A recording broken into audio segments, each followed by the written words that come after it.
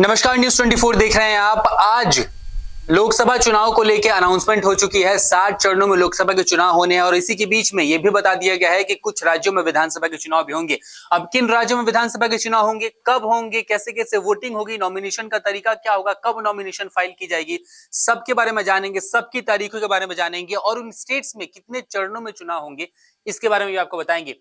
सबसे पहले आपको बता दें, सिक्किम, उड़ीसा, अरुणाचल प्रदेश और आंध्र प्रदेश में चुनाव होने वाले हैं, असेंबली इलेक्शंस होने वाले हैं। यानी लोकसभा चुनाव के साथ साथ इन स्टेट्स में विधानसभा के चुनाव भी करा दिए जाएंगे। अब एक एक करके स्टेट्स के बारे में बात करते हैं। सबसे पहले बात करते हैं हम आंध्र प्रदेश की। आंध्र प्रदेश की बात करें तो आज यानी 16 मार्च 2024 को आज अनाउंसमेंट हो गई है कि वहां पे असेंबली इलेक्शंस भी होंगे। कब वोट डाले जाएंगे? वोट डाला जाएगा 13 मई को और फोर्थ फेज में वोट डाला जाएगा। जैसा कि मैंने आपको बताया था कि लोकसभा के चुनाव 7 चरणों में होंगे और उसमें से जो चौथा चरण होगा उसमें वोट डाला जाएगा 175 सीटों पे, सभी की सभी असेंबली सीटों पे। लोकसभा के साथ साथ विधानसभा में भी वोट डाला जाएगा और 13 मई को वोट पोलिंग डेट होगी वहां पे और काउंटिंग की डेट 4 जून बताई जा रही है। जल्दी जल्दी करके अगले स्टेट पे बढ़ते हैं। अगला स्टेट अरुणाचल प्रदेश है। 60 सीटें होती है वहां पे असेंबली इलेक्शंस में, यानी विधानसभा की 60 सीटें हैं वहां पे और वहां पे भी डेट ऑफ पोल बताया जा रहा है 19 अप्रैल को होगा। यानी पहले ही फेज में वहां पे मतगणना होगी, वहां पे यानी वोट डाला जाएगा, वहां पे पोलिंग होगी और आपको बता दें डेट ऑफ काउंटिंग 4 जून रखी गई है जो कि सेम बताई जाती है। अब वहां पे जो नॉमिनेशन की तारीख है, नॉमिनेशन कब कर सकते हैं जो भी उम्मीदवार होंगे? 27 मार्च को नॉमिनेशन की तारीखें शुरू हो जाएगी और लास्ट डेट नॉमिनेशन की होगी, आपको बता दें कि नॉमिनेशन वापस लेने की आखिरी डेट होगी 30 मार्च। अब आगे अगला स्टेट के बारे में बात करते हैं। अगला स्टेट सिक्किम है। सिक्किम में कुल 32 हैं असेंबली की सीटें। वहां पे भी पहले चरण में चुनाव होगा, यानी लोकसभा के पहले चरण में यहां पे चुनाव हो जाएगा। इसके साथ साथ विधानसभा की चुनाव होगा, लोकसभा के चुनाव होगा, दोनों एक साथ हो जाएगा। और किस दिन वोट डाला जाएगा? वोट डालने की तारीख है 19 अप्रैल, यानी 19 अप्रैल को पहले चरण का लोकसभा चुनाव है और उसी लोकसभा चुनाव में ये जो वोटिंग है वो भी हो जाएगी। इसको लेके विधानसभा को लेके और डेट ऑफ काउंटिंग क्या रखी गई है? 4 जून को। यहाँ पे लास्ट डेट ऑफ नॉमिनेशन क्या है? यहाँ पे 27 मार्च आखिरी तारीख है।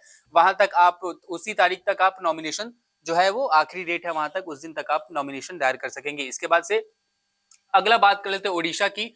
उड़ीसा में आपको बता दें 4 चरणों में चुनाव होंगे। 7 चरण में लोकसभा के चुनाव होंगे और उनमें से 4 चरणों में उड़ीसा में चुनाव होंगे। यानी विधानसभा की कम से कम 147 सीटें हैं वहां पे विधानसभा की और पूरे के पूरे 147 सीटों में 4 चरणों में चुनाव रखा गया है। यानी फेज 1, फेज 5, फेज 6, फेज 7, यानी लोकसभा के जो 4 फेजेस होंगे, 4, 5, 6, 7, इन फेजेस में उड़ीसा में चुनाव होंगे। आपको बता दें जो फेज 4 का चुनाव होगा उसकी तारीख बताई गई है 13 मई। जो फेज 5 का चुनाव होगा उसकी तारीख बताई गई है 20 मई। जो फेज 6 का चुनाव होगा उसकी तारीख बताई गई है 25 मई और जो फेज 7 का यानी आखिरी चुनाव होगा उसकी तारीख बताई गई है 1 जून।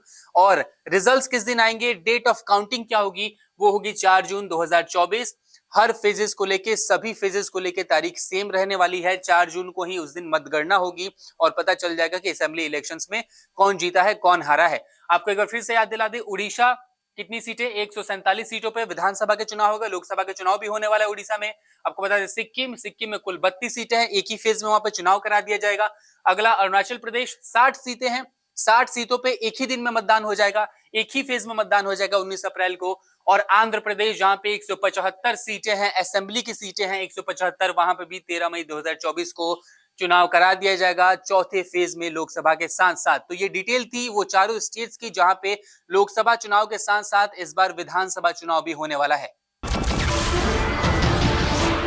नमस्कार, मैं हूं मानक गुप्ता। अगर आपको हमारा ये वीडियो पसंद आया हो तो इसे लाइक और शेयर जरूर करें और हां, हमें सब्सक्राइब और फॉलो करना ना भूलें ताकि आप देश और दुनिया की कोई खबर मिस ना करें। तो जुड़े रहिए हमारे साथ और देखते रहिए न्यूज़ 24।